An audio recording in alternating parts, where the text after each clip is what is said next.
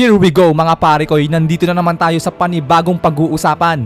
Boruto 2 Blue Vortex Chapter 18 Spoilers. Tulog nga si Kawaki dito sa command ni Amado. Kaya yung ine-expect natin sa nakaraan na matatanggal na ang limiter ni Kawaki, mukhang hindi na nga muna mangyayari. Dahil sleep well na nga muna dito si Kawaki mga pare ko. Kaya sa pangyayaring din yan ano na nga lang ang asahan din ni Boruto at sino na nga lang din ang kanyang makakatulong laban sa mga Shinju. So naisahan na naman tayo ng author mga pare ko.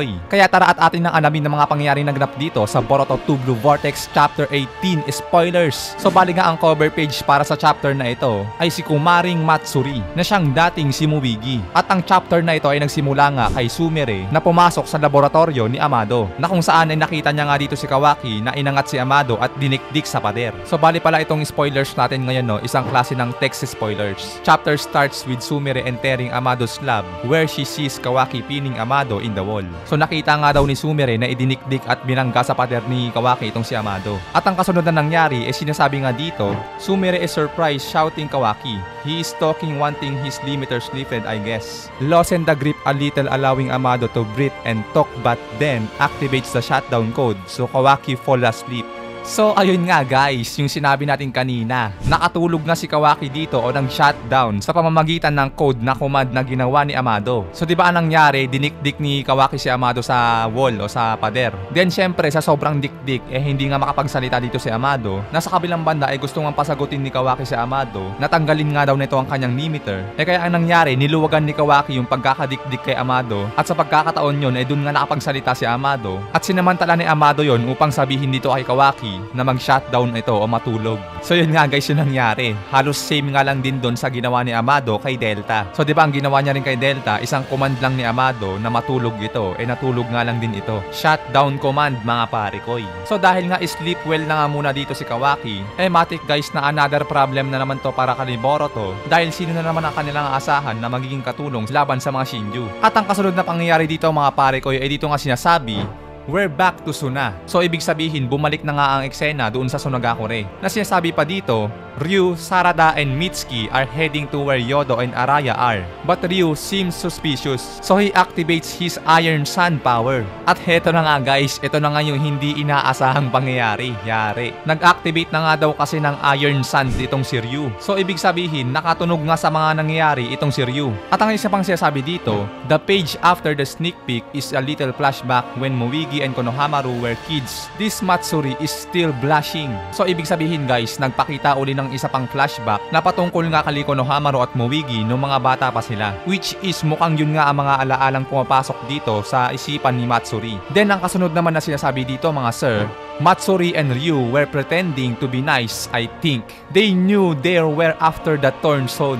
So yun pala mga sir, nagpe-pretend lang sila o nagpapanggap lang sila na walang alam. So ibig sabihin, umpisa pa lang alam na talaga o nakatunog na talaga sila Ryu at Matsuri kung ano nga ba talaga yung binabalak nila Konohamaru. Na yun nga alam pala nila Matsuri at Ryu na ang purpose ng paglapit nila Konohamaru is para sa torn soul. At matapos nga ang eksenang yan, ibumalik nga ang pangyayari dito kay Kawaki na nasa loob nga ng room ni Amado. Na dito ngayon sinasabi, Kawaki wakes up in a room with Amado, Sumire, and Akibi's body. They have a long talk probably about implanting his karma and Kawaki doesn't seem to want. So ibig sabihin guys, pinag-uusapan nga dito nila Amado at Sumire yung patungkol din sa katawan ni Akibi na siyang anak nga ni Amado. Na mukhang may plano nga talaga si Amado about sa pag-i-implant ng karma ni Kawaki. So matapos nga ipakita muli ang mga pangyayari niyan, ibumalik nga uli ang pangyayari dito kay Matsuri.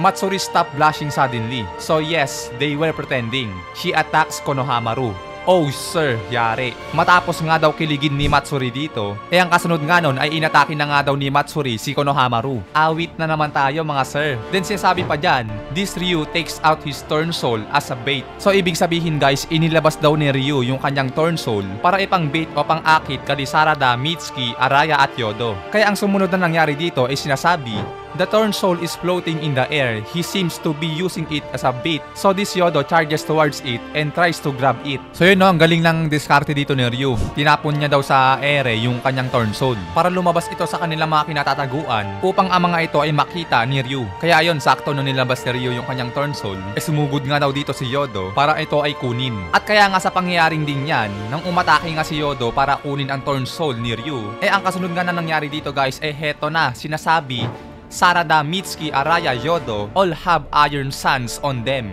Oh sheesh, here we go again. Yari na naman tayo mga sir. Dahil nga daw sila Sarada, Mitsuki, Araya at Yodo ay nadali nga daw ng iron sun ni Ryu. Isa nga rin ito sa mga sinasabi natin nakaraan guys, no? Na kahit magtulong pa nga itong apat na sila Sarada, Mitsuki, Araya at Yodo, eh hindi pa nga rin talaga nila kakayaning labanan si Ryu. Kasi imagine that, hinold silang apat, wala silang nagawa. Kaya sa lagay ng mga ninja natin ngayon dito, eh mukhang other backup na naman ang kinakailangan mga parekoy. Yung mga backup na pinadala ay kinakailangan din ng backup. Then syempre mga parekoy, ang huling pinapakita dito na sinasabi, Sarada takes out a kunai and rush towards Yodo. I think this Ryu is controlling her. But then a sword slash appear to dissipate the iron sun from them. It's Araya he using his sword. Chapter ends with Araya and Ryu talking. So yun guys, no, ibig sabihin, habang hawak-hawak nga daw sila ng iron sun ni Ryu, bigla nga daw naglabas ng kunai si Sarada at inilalapit ito kay Yodo. Nilalapit guys, kasi sinasabi dito, Ryu is controlling her. So kinokontrol na Ryu si Sarada gamit ang iron sun nito. Men halimaw, kung magagamit yung iron sun, kinontrol ni Ryu si Sarada na kunin nito yung kanyang kunai at ipang-stab ito kay Yodo. Pero bago pa nga daw mangyari ang bagay na yon, bago pa masaksak si Yodo ng kunai ni Sarada, may bigla nga daw humiwa ng iron sun ni Ryu dito at kaya na-cancel o napigilan ang pag-ataking yon. At ang humiwa nga daw ng iron sun ni Ryu dito ay itong si Araya, gamit ang kanyang sandata na espada. Kaya sa pagtatapos nga daw ng chapter na ito, nag-uusap na dito sila Araya at Ryu. So maangas pala yung sword dito ni Araya mga pare ko yun, no? Sapat pala yon para humiwa ng iron sun ni Ryu. Na ibig sabihin nga lang din, hindi nga ito pangkaraniwang sword, kundi yung sword na gamit ni Araya, parang nakabuild nga rin o ginawa upang ipangtapat sa iron sun. Or baka naman sa kabilang banda, baka hindi pa nga nagsiseryoso si Ryu, na kaya siguro hindi pa ganun kakunat ang kanyang depensa. At kaya nga ang huling sinasabi dito, will the blade that he and his friends sharpen together to make the iron sun sweep away the grains? And what about Konohamaru, who is in a critical situation? So yun nga guys, no, idagdag mo pa yan.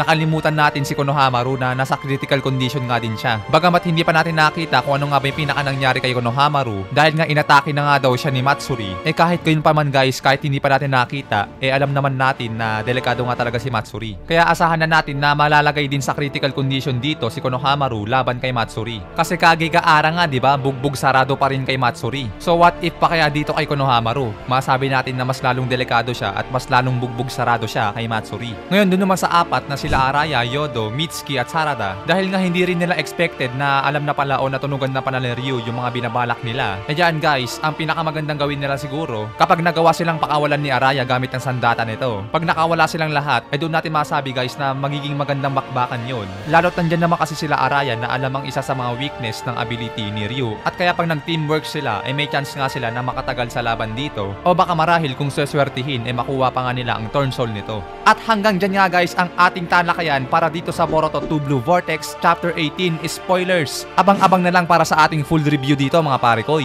Maraming salamat mga parekoy, sana'y nag-enjoy kayo. Hanggang dito Anime Tagalog Talakayan nagpapaalam.